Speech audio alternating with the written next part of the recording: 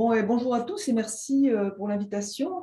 J'ai réfléchi à ce sujet, ce vaste sujet, en essayant de ne pas être trop redondante avec ce qui avait déjà été fait et aussi en tenant compte de l'enquête qu'il y a eu. Donc, vous verrez apparaître en rouge des propositions qui confortent ce à quoi j'avais pensé dans mon petit diaporama et en vert des idées nouvelles par rapport à ce à quoi j'avais pensé. Alors, je commence rapidement par les enjeux et les défis. Donc, les enjeux, Mehdi l'a déjà dit, c'est la biodiversité. C'est pour ça que j'ai remis la photo d'une lanceuse d'alerte il y a longtemps, qui est Rachel Carson, qui a écrit en 1962 ce livre, Le printemps silencieux, pour dénoncer l'impact des pesticides sur la biodiversité. C'était assez prémonitoire parce que maintenant, on y est beaucoup dans ce printemps silencieux. Donc, la biodiversité, c'est le moteur du fonctionnement des écosystèmes. Donc, enrayer son déclin, c'est une question de survie des écosystèmes, dont les agroécosystèmes, et donc ça concerne aussi notre survie. Et ça répond à une question de l'enquête qui était en quoi la perte de biodiversité est une menace pour l'agriculture et même question pour la société. Donc j'insiste sur le fait que la biodiversité n'est pas substituable. Donc les défis, c'est de recourir à une agriculture basée sur la biodiversité et de protéger la biodiversité pour cela et pour elle-même. Ça, j'y reviendrai tout à l'heure. Et ça fait écho à beaucoup de choses de l'enquête qui sont des questions des propositions sur érosion de la biodiversité, quel rôle de l'agriculture pour la restaurer. J'ai identifié 5 ensembles thématiques qui me semblent pourraient faire l'objet d'agro-webinaires. Le premier, ce sont les multiples services écosystémiques rendus par la biodiversité.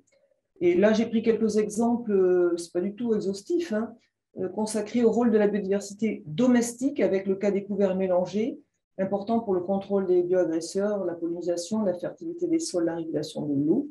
Les troupeaux mélangés, en prenant l'exemple d'un projet qui est à l'INRA de Thé qui s'appelle Salamix, sur les troupeaux mixtes ovins-bovins pour la production de viande, la régulation des maladies, la régulation du climat en ayant moins recours à des concentrés, donc moins recours à des énergies fossiles, et la pollinisation.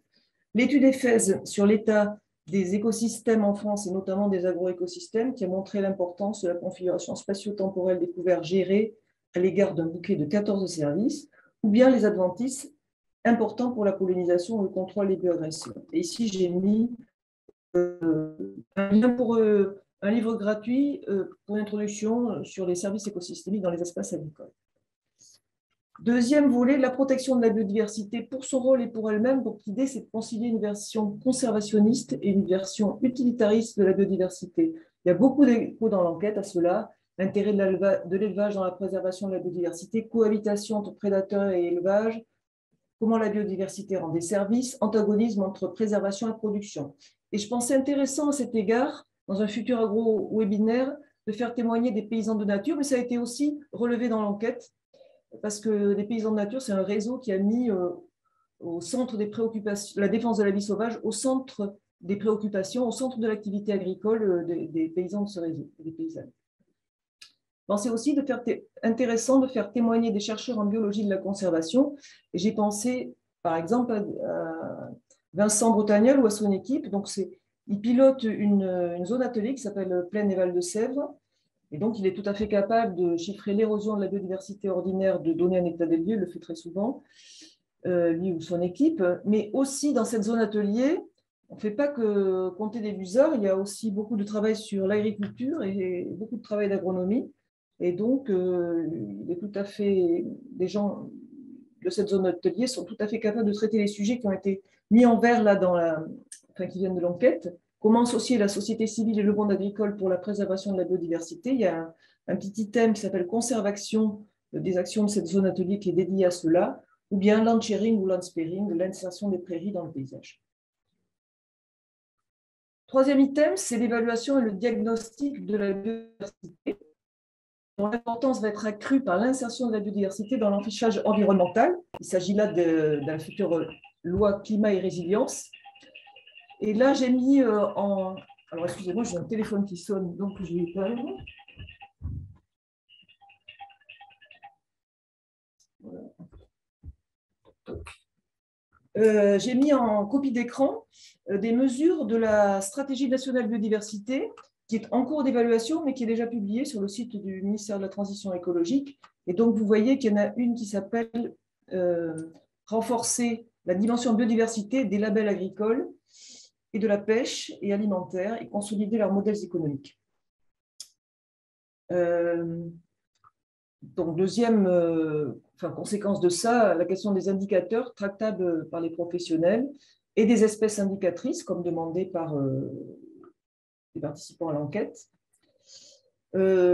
Troisième item qui va avec, quels outils et applications pour diagnostiquer et évaluer, mais vous l'avez peut-être déjà pas mal traité dans les agro-webinaires consacrés à l'agriculture numérique. Enfin bon, je l'ai mis parce que je pense que c'est quelque chose d'important. Je l'ai illustré par une copie d'écran du portail Efficia où il y a beaucoup d'outils de diagnostic conseil, mais aussi de sciences participatives.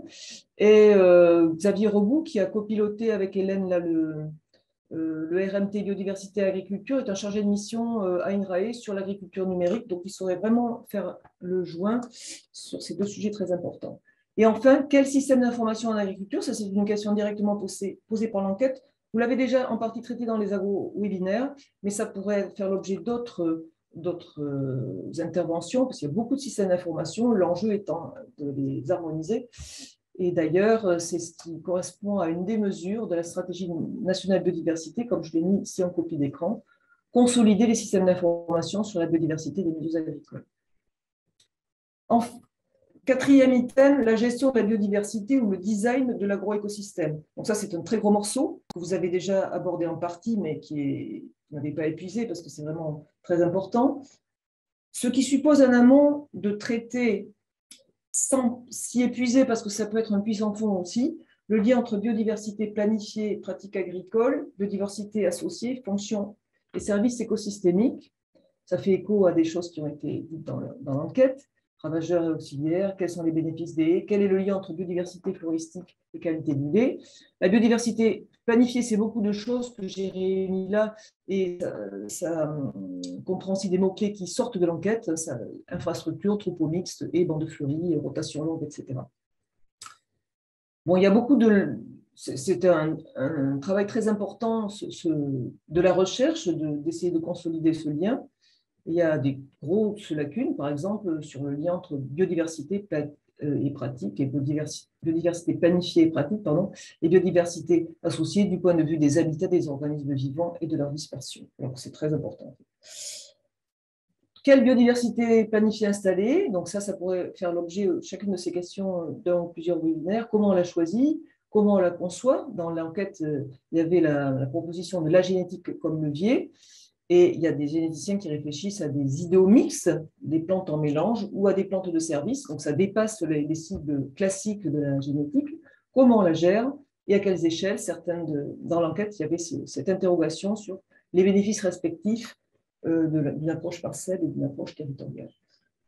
Je voudrais aussi insister sur l'importance des habitats semi-naturels et des trames vertes et bleues. Ça rejoint des préoccupations qui émergent de l'enquête. Et pour tout cela, moi, j'ai beaucoup d'idées, mais vous en avez aussi certainement d'intervenants, des scientifiques, des praticiens. Je pensais par exemple à un bureau d'études comme Agrouf qui pourrait être très intéressant pour la conception des haies, et des ONG comme la LPO qui a un guide pratique pour les praticiens sur les trames vertes et bleues.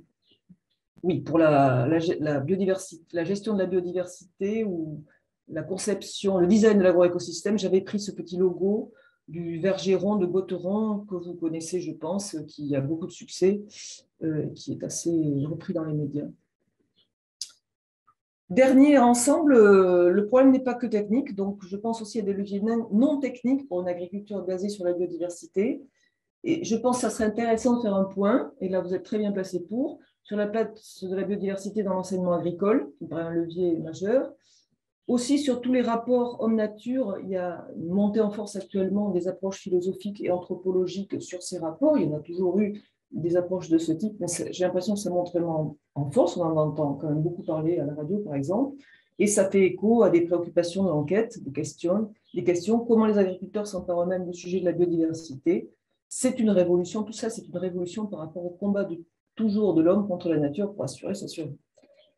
Une proposition faite dans l'enquête, c'est de travailler sur les différentes formes de valeur de la biodiversité. Pour ça, je pense qu'il y a des économistes de l'environnement, comme ce labo, le CEM, c'est un labo CNRS de Montpellier d'économie de l'environnement. Il y a des gens tout à fait intéressants pour traiter ce domaine. Je pensais aussi aux leviers réglementaires. Quelles évolutions du droit de l'environnement pour favoriser une agriculture basée sur la biodiversité? Pas beaucoup de juristes, je n'en connais pas beaucoup, mais il y a des juristes au Grédec dans la zone de Sophia Antipolis qui sont spécialisés dans ces domaines. Et enfin, quelle politique publique? Et là, ça rejoint des préoccupations d'enquête sur biodiversité, économie, les paiements pour services environnementaux et le lien à la PAC. Et là, il y a aussi un certain nombre d'économistes, des institutions qui sont capables de traiter cela. Voilà, j'ai terminé.